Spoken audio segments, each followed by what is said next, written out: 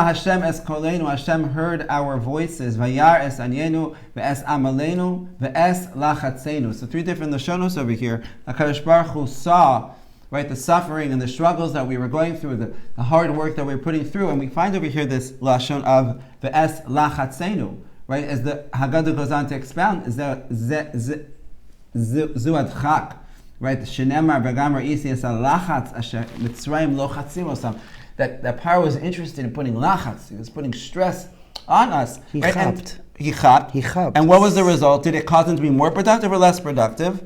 Less productive. And that's the 𝗀𝗃, is that Paro wasn't interested per se in productivity. Paro was interested in using work when it's done in the wrong way to destroy us. It's such a big nakuda, because if we listen to the Torah, there's such wisdom in the Torah. There's such wisdom in this pasuk. It's like you just contemplate it. Paro chapt. I don't necessarily want productivity. I want to shrink them.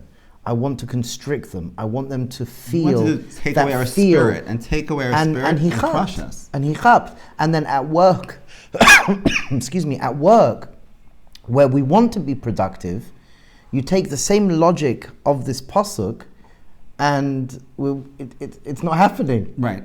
Like, it's not happening. Yeah, We're being told here very, very clearly that stress, shrinking, reduces productivity.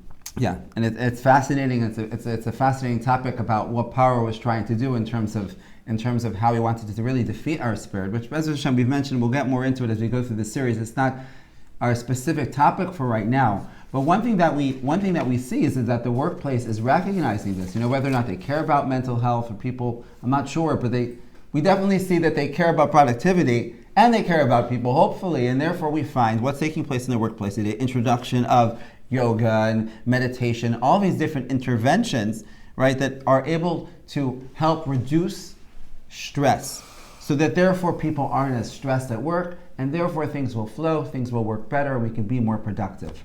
But from a Torah perspective, right, and we know that this is a big yesod here in the base medrash of Pilzno, right, and personal conversations that I've had with you about this topic, right, is that where the conversation starts before we get into interventions about stress is to ask a fundamental question of, well, what is stress? Like, where does stress come from? And that needs to first be addressed. Okay. I know it's a big topic. I know you're running workshops and weekends about this, but let's just get it all without any pressure in about 7 minutes. Let's try to share a couple of thoughts. So, first of all, once upon a time, when, talk about 150, 200 years ago, when someone said to you, unfortunately they lost a child, or that somebody died, and they may have been young in the 30s and 40s, when somebody turned around and said, they had to have their leg amputated because of gangrene, you'd be chaval. Like, I'm sorry to hear that. It wouldn't be like a shock, because it was very normal. Life expectancy wasn't so long.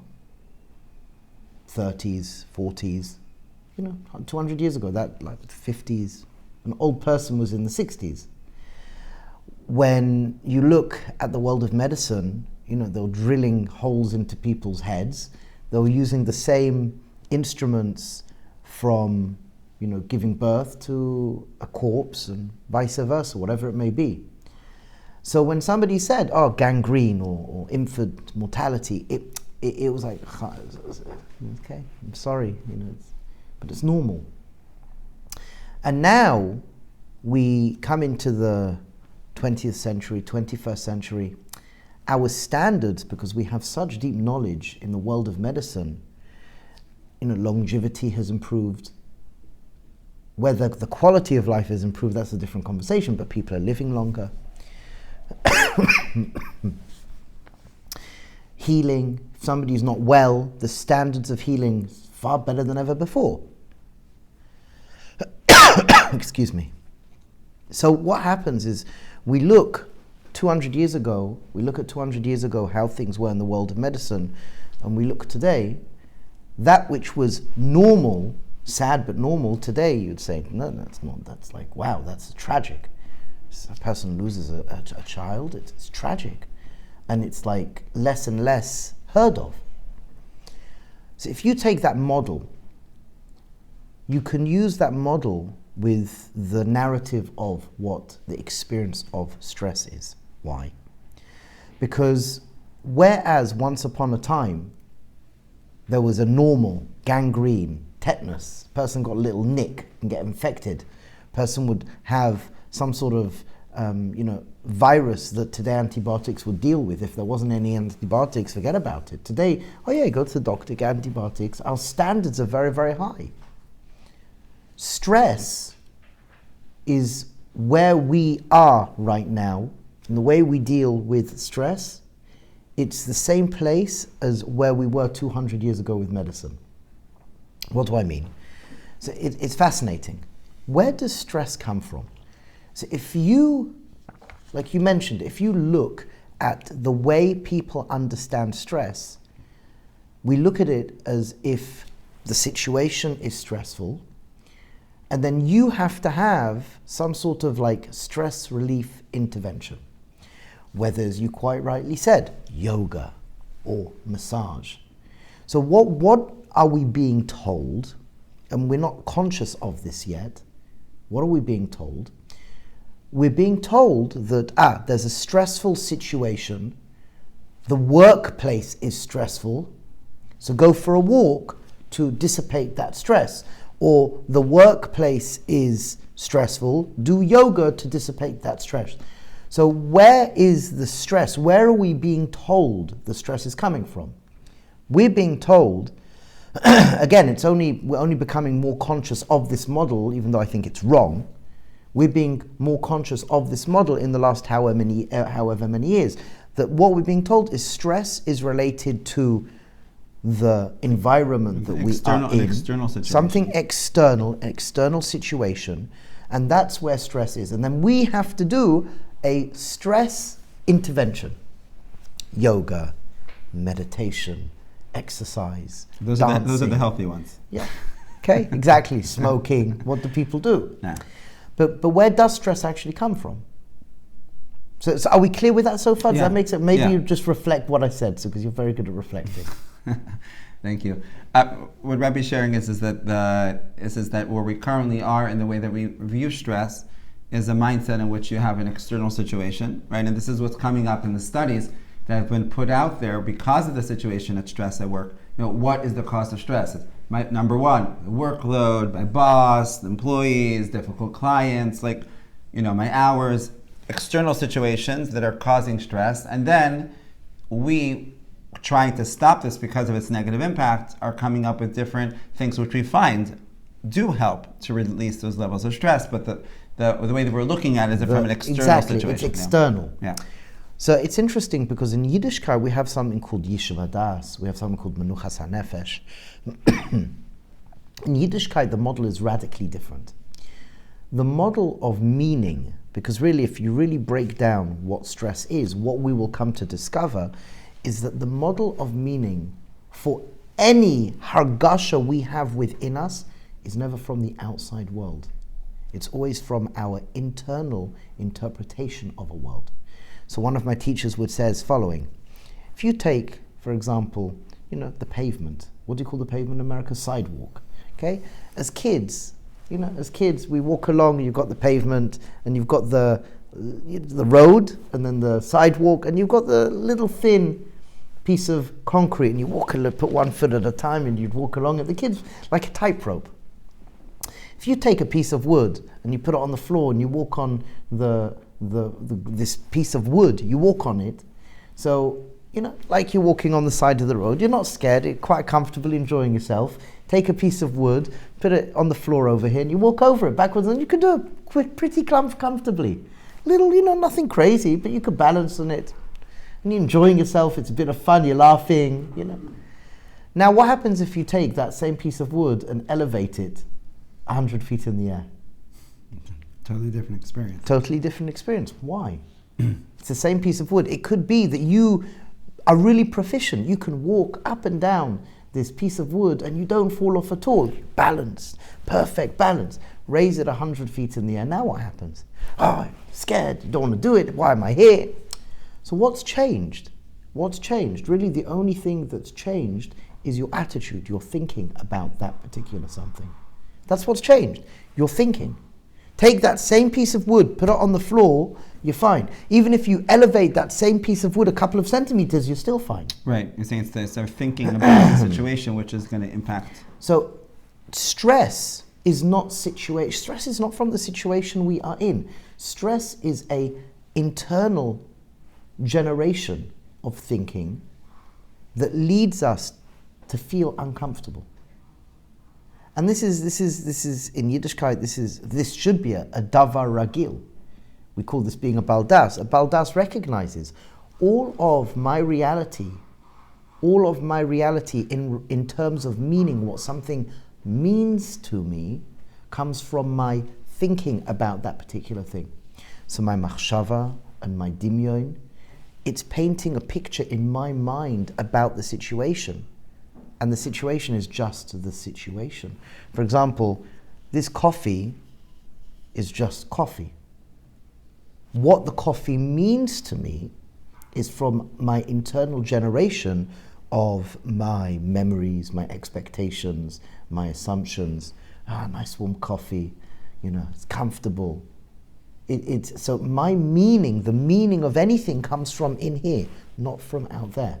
So when we say stress management, coming from a 𝗀𝗘liche perspective, it's actually, it's actually illogical.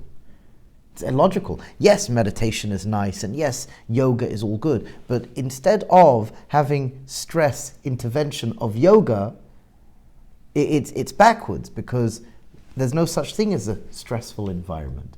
There is such thing as stressful thinking. I see. That's all that exists, our thinking. I see. So you're saying, so once a person is in a place of being stressed, right, so then you have different interventions, right, that are there because a person's experiencing stress, right? How do we know a person's experiencing stress? It's a feeling of that they tightness, heaviness. It's a feeling that we feel within. It's a feeling that we're feeling in. For those people that have never been stressed, here we have a great definition. I know what it's like. We think overwhelmed. Overwhelmed. So we have different interventions that we know do help. But what we're saying over here is that taking a step back, right? If we understand that the way to be able to, if we want to use the word prevent stress from happening, or we want to be able, before we get to that place, right? We first need to understand that there's a mindset of recognizing where is stress coming from. Where is it coming from? Because if we don't recognize it, so then what happens is we can more easily fall into that process of being stressed, and even just recognizing itself and recognizing that in any given situation that I'm in, right? So let's say I'm at work and my boss sent me an email, or I just had a phone call with someone, and afterwards it was an uncomfortable situation, to recognize where is that stress coming from. Is that stress coming from my boss? Is that stress coming from that email, from that conversation? Or is there something inside of me that has just taken the situation, taking this cup of coffee, taking this board, right, that's on the pavement, and now something's changed, so that therefore this situation that I'm looking at is somehow becoming in my mind something which is scary, something which makes me feel afraid, something that makes me feel insecure.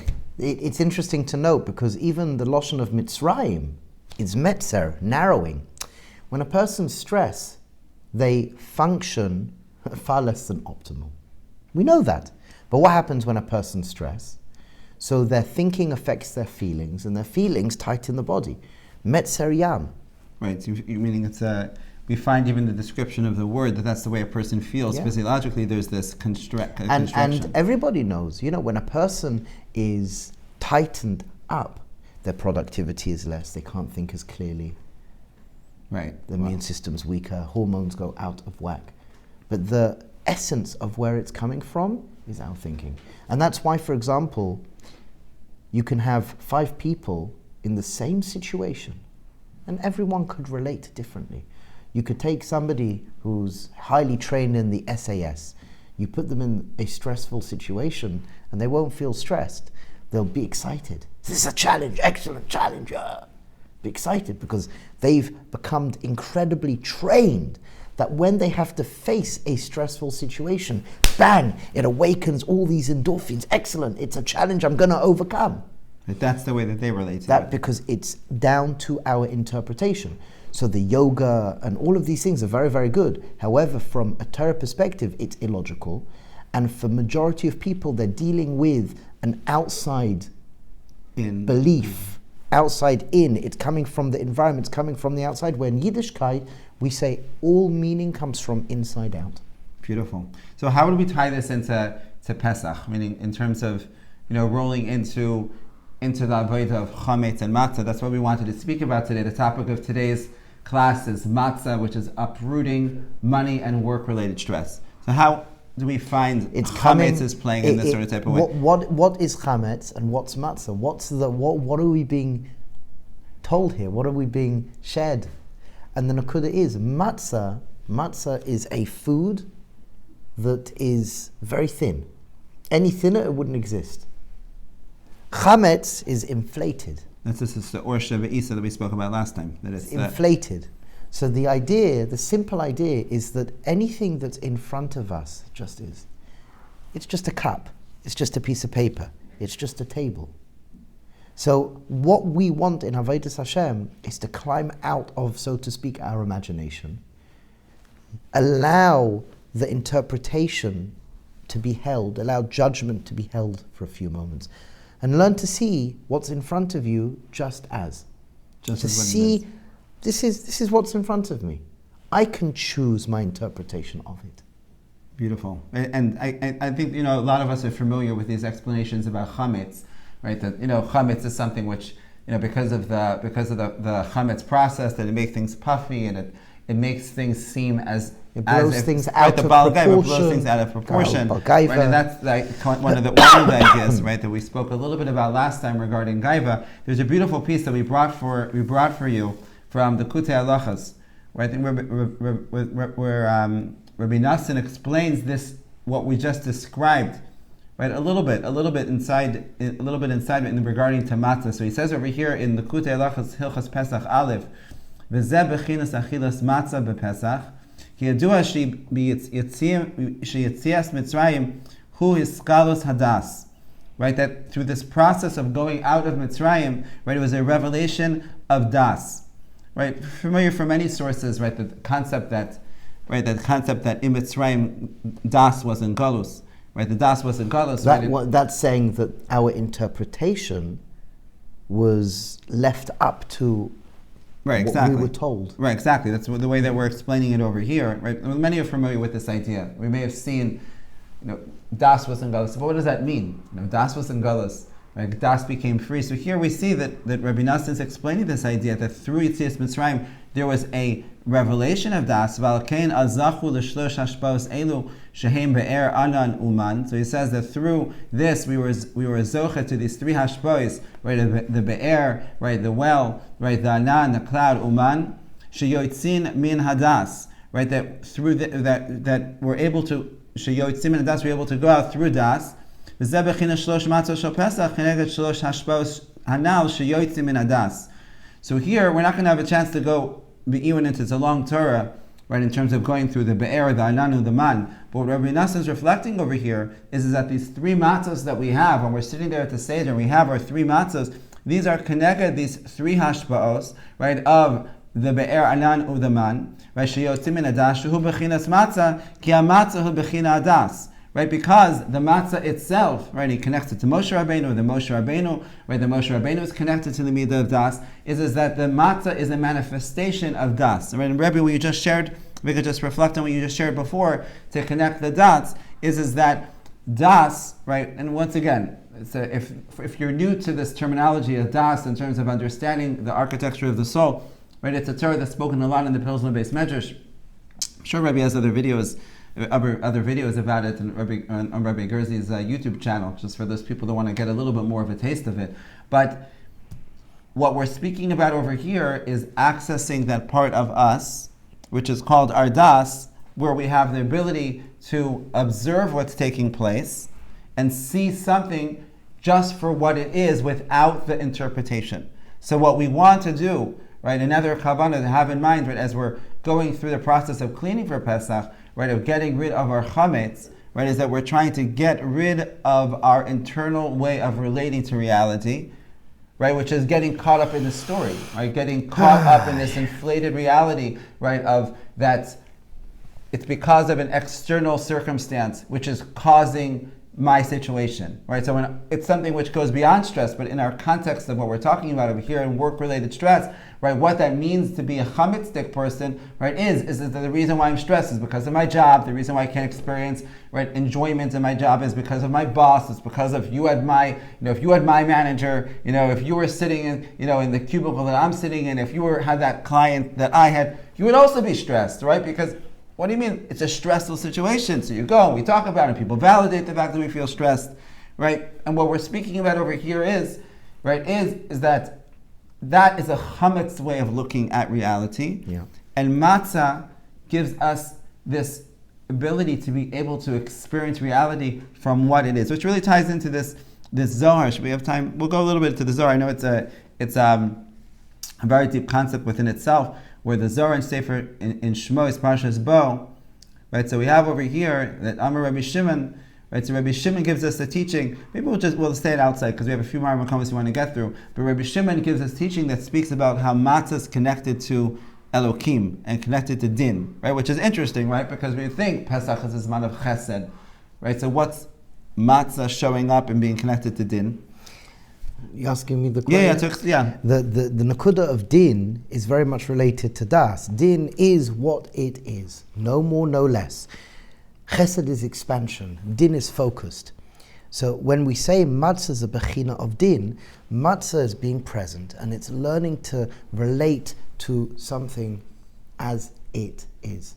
So for example, we can get very caught up in somebody else's behavior, and we can get pulled in to that person, if it's a kid having a tantrum. Or you could just stand there, and for thousands and thousands of years, kids have had tantrums, and it soon passes. And really what they need to see is a parent in a state of das. And just allowing, it's called in the language of the Baal Shem Tov, Kesef Shem Tov, Kaf, Chet, Bet, Hachnan, Havdalah. It's allowing just to take a step back.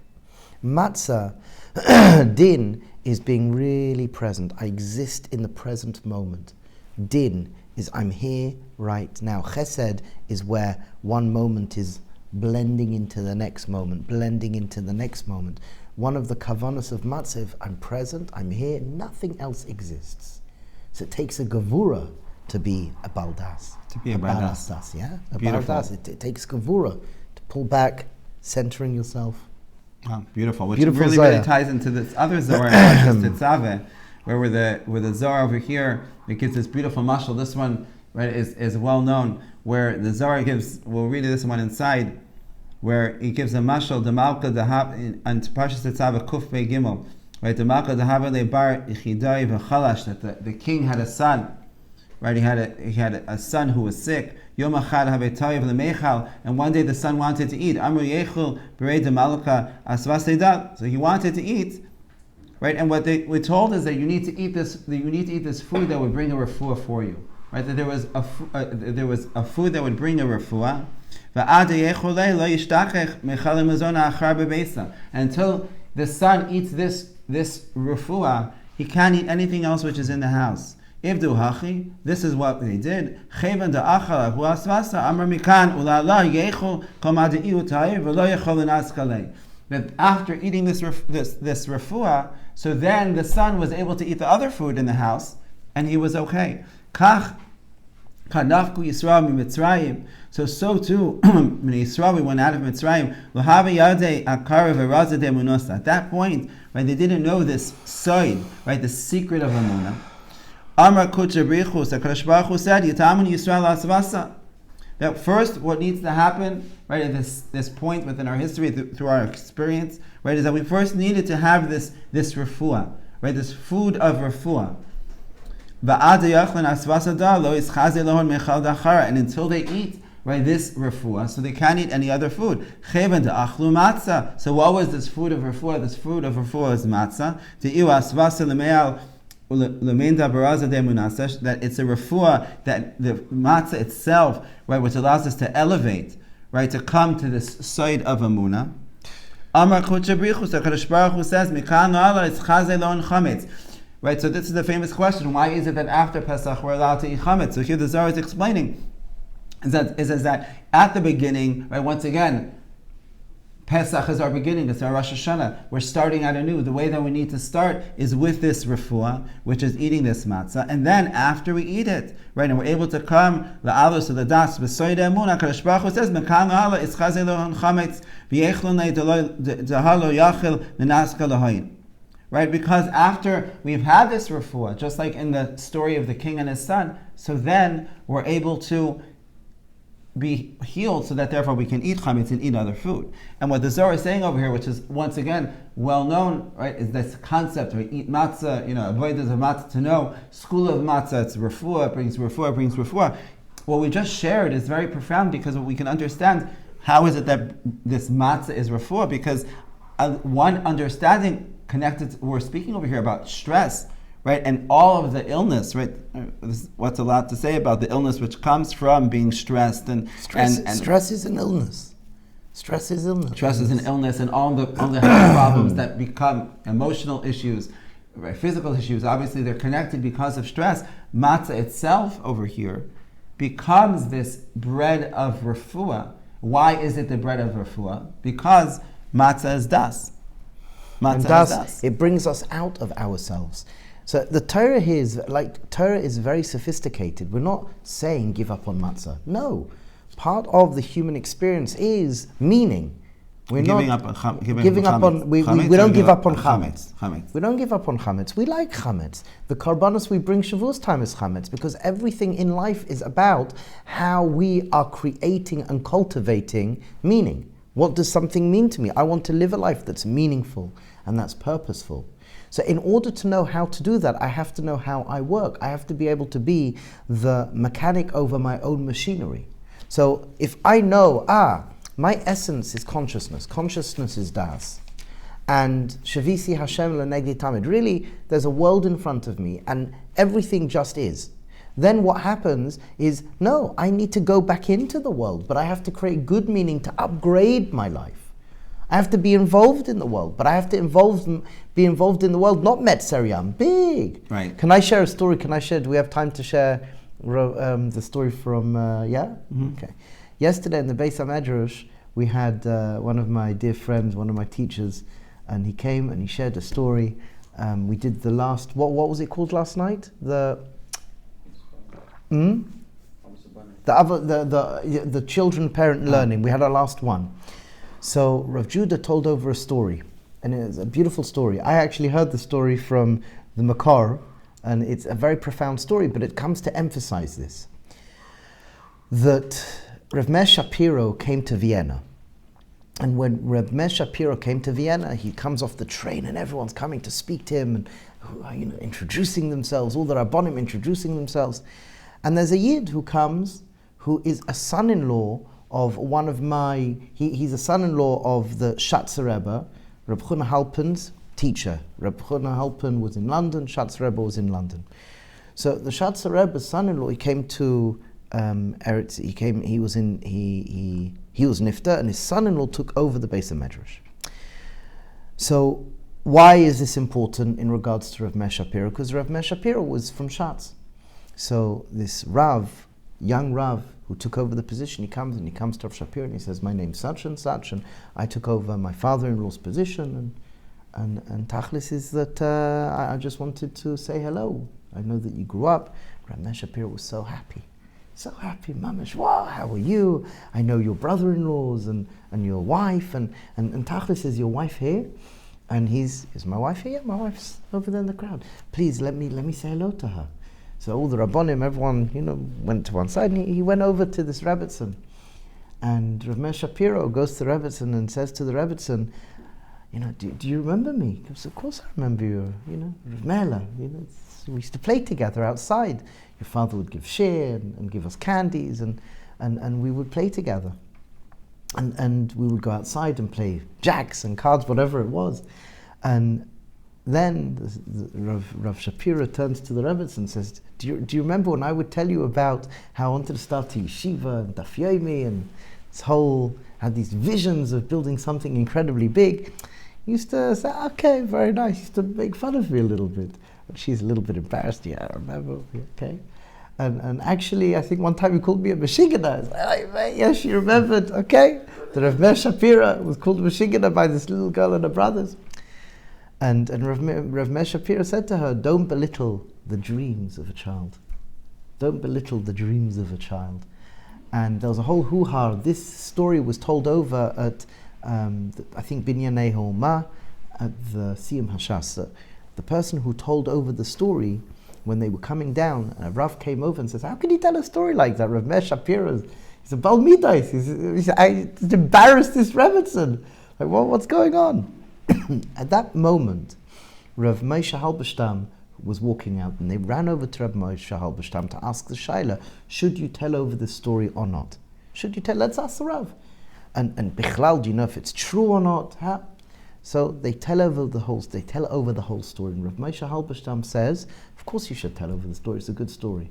So the person says, how do you know if it's true? He says, because it was I was a little boy, that was my mother.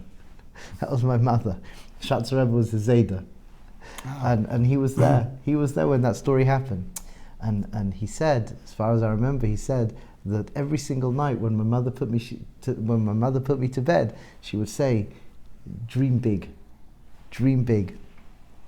And I think what we're saying here is something very, very important in regards of where meaning comes from. Because we don't know, like in a state of das, everything is open. In a state of das, everything is open. And it's the 𝗀𝗃 that gives us the big dreams. And what we need to do, instead of belittling someone's dreams, how do we know? How do we know who a person's going to be? So instead of taking the 𝗀𝗃 and it's not nonsense, 𝗟𝗃𝗧, all the dreams, all the meaning, interpret nonsense. And when we do belittle the dreams, when we do take the 𝗀𝗃 and we're not directing the 𝗀𝗃. When we're not directing the 𝗀𝗃, that's where cynicism comes in, and skepticism and pessimism. But when we're coming from a place of das and we know 𝗀𝗃, everything is open. Well, I've got a whole world in front of me. I could be anything and everything. So I can come and I can train the 𝗀𝗃. I can take the 𝗀𝗃 from a place of das. I could be conscious, I could be present, and I could listen, and I can guide the 𝗀𝗃 and how the 𝗀𝗃 works. That's the best use of the 𝗀𝗃. Stress comes from my thinking. Stress, I was led to believe, this is stressful. I've been led to believe a certain something. We now have to retrain ourselves to recognize, no, stress comes from my thinking. And I can take the same situation and I could look at it and say, I'm picking up 𝗬𝗧his 𝗀𝗃𝗧 here. There's 𝗬𝗧his 𝗀𝗃𝗧 trapped in. I'm challenged. HaKadosh Baruch Hu is sending me. I become an agent of HaKadosh Baruch Hu. I become mamash, a servant of HaKadosh Baruch Hu. Everything I face is an opportunity to beautify this world, to repair this world. Who comes from my thinking? So we want to be in a state of das, but we want to leverage 𝗀𝗃. Right. We want to use Matza. We want to use Matza as our starting place, but then jump straight back into the 𝗀𝗃 in a healthy way. Just right after Pesach, though. We have to wait till Pesach ends to eat the chametz. Yes. Okay, beautiful. Thank you for sharing that story. And as a parent, that's just so important for me to hear personally. I think for anybody who's involved with children, just to understand, because I think that I'm happy Rebbe mentioned it, because it's an important distinction when we understand the role of chametz. And I think that's what the Zohar is telling us. You could have just thought, okay, just get rid of the chametz. We're saying, no, we want to engage with that, because that interpretation, and that's where the dreaming, and that's where things take place. But in order for that to work well, and it doesn't result in a tzrayim situation, a situation where we end up being stressed, we need to first create that space where first we recognize that there's das, and that we're able, because if we're not able to do that, so then we're already caught up in previous interpretations. We first need to be able to step away from that situation and recognize what's going on in this moment just is. Just is. And from that place of recognizing that this is what it just is, so now I can see, how can I now look at it differently? How could I interpret a situation in a more positive way? Or you said before, I can take a situation, instead of getting stressed about it, I can become excited about it. Right? That interpretation could only take place if we first become a bardas. And it's beautiful that HaKadosh Baruch Hu starts us off this year with this avodas, that we'll be able to do it, especially at Leil HaSeder. I was holding myself back before from interrupting, about being present at Leil HaSeder. I know that, if anyone, has had the bracha of being at Leil HaSeder with more than just yourself, so then things aren't necessarily able to work with it. You have your pile of agadas with all your perushim, the 𝗀𝗧 and and the 𝗧his and the 𝗧h𝗀𝗧, and everyone has an agada, the 𝗀𝗃𝗧, and your avodas, and then you look up and it's like, wait, what's going on over here? This one's yelling, this one's screaming, this one's throwing food, and it's like, wait, 1 second, oh, it's just me. Everyone else is looking at me like I'm a bit funny, and it's a funny thing. But while eating matzah, we can become chametz. You never think, wait, 1 second. I'm trying to eat my matzah here. It's like, while we're eating matzah, we can become chametzik. And it's something we need to be aware of, that we, B'ezras Hashem, will be able to eat our matzah, but we want to do it in a way that we are being matzah. So maybe we could just wrap up, Rebbe, could you share an avodah for us that we can take rolling into Pesach, into Leil HaSeder, and really for all of the days of Pesach, some way that we can eat matzah to try to connect with these beautiful yisodos we've seen in the Zohar Kadosh and from Rabbi Nassim and the tzaddikim, so we can, B'ezras Hashem, build our das through our matzah eating. So I would like to share with you a teaching I learned from Rabbi 𝗀𝗧h𝗦, 𝗍𝗏, who was the son of Rav Avram 𝗀𝗧h𝗦, who heard this from his Rebbe going back to Rabbi Yisrael Salant. And this was heard by two teachers, Reb Mordechai Zuckerman as well, who was a Talmud of Rav Avram 𝗀𝗀sky. I heard it from both of them. Rabbi Yisrael Salant, he would stand by his shtender, and it would be, mid-morning, and he'd daven 𝗪𝗪s.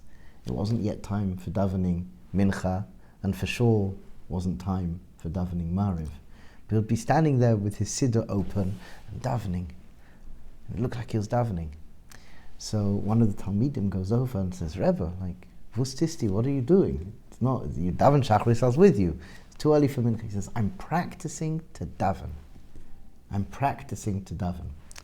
What's pshat? Pshat is that I can practice. I can set up my whole neurobiology. I can come to the shtender and I can practice davening. How do I want to invite my body to davening? How do I want to invite my emotions to davening? How do I want to invite my thinking to davening? So you can practice davening. You can practice learning Torah. You can practice getting up in the morning. Your mind doesn't know the difference. For your mind, it's real. So one thing that one of the last conversations I had with Rabbi 𝗀𝗀sky, who was nifta a few years ago, he said, practice eating matzah. So he says, pretend you're eating matzah. And I was actually talking about, I think Reb Tzvi and myself, we're the only people that experience this. I find Pesach difficult at times because I'm having this internal conversation that's coming to share with me that, this should be like this, and that should be like that, and I want to have this kavana, and I practice these yichudim, and this interpretation, and I want to be able to tell each kid a certain Torah, and I want them to tell me a Torah, to stand up on the chair, ma nishtana, and like throwing the chair at one another. No, all the children's books show that there's one child standing and everyone else is just looking. Yes, I don't know. My kids didn't catch up, and I didn't catch up. No. So what he said as following: imagine eating your matzah and just allowing everything around you to be. Kids are fighting. Kids are trying to say their manishtana. Because really what it is that's triggering you is your internal interpretation of thinking, no, it needs to be like this and it needs to be like that. Matza's letting go of that interpretation, and Matza's just looking around and seeing that things exist and everything is placed perfectly. Everyone's doing exactly what they're meant to be doing. So it's eating the matzah and it's just shh. And it's just looking around as you eat the matzah. Everything is exactly how it needs to be in this present moment. And it's it's a very, very powerful experience, because, we come as parents to the world of Pesach and Haggadah Shel Pesach, and it's just one night. If people are unlucky enough to be in 𝗀𝗧, it's 2 nights. Us, Baruch Shem, 𝗧his, it's 1 night, and we need to get the chinuch in. It's the chinuch for the whole year. So what comes with that? This pressure and stress of control. And Rav Gerzi said, you know what your kids need to see? And even though they may be shouting and like trying to give over their Torah, they see an Abba, they see an Ima, they see an elder who's just patience. He's just in the moment, eating their matzah. And I did this, and I found it very, very powerful. Wow. I told this as well, not now, the Kretchen of Rebbe Zichron Livrach had as well a similar avodah. Beautiful. He would stop himself, and he would have a cup of, he would have like a 𝗦𝗨𝗕𝗦𝗕, 𝗀𝗧 water. Stick his fingers in for 𝗀𝗧. And he says, really, really, where that comes up is all the places where you've got this expectation of things should turn out a certain way and it doesn't. So 𝗀𝗧 water, again, just to ground yourself and just to be present and practice eating the matzah. Wow. Where things just are. And it's an avodah. Takes effort, it's an avodah. It's a beautiful, that's a beautiful idea of practicing before. I'm going to implement them for myself. We'll see how it rolls, okay? And we invite the rest of you to join together with us. If Avodas Hashem together, we should be able to experience the bracha and the refuah, which HaKadosh Baruch Hu has given to us within our matzah, that will change the way that we experience looking at reality, to reduce into 𝗀 all of those things that are stopping us when it comes to money, when it comes to our finance, when it comes to our work. B'ezras Hashem, each one of us should be able to experience bracha, and we look forward to continuing going on this journey together. Once again, we're looking for Yidden that are inspired to be able to share this vision of experiencing Pesach with more and more Yidden. Please, we're looking for sponsors for the rest of our series, and together we'll be able to experience all the brachas Hashem had in mind. Amen. To all of Am Yisrael, to all of the human species. Amen. Amen.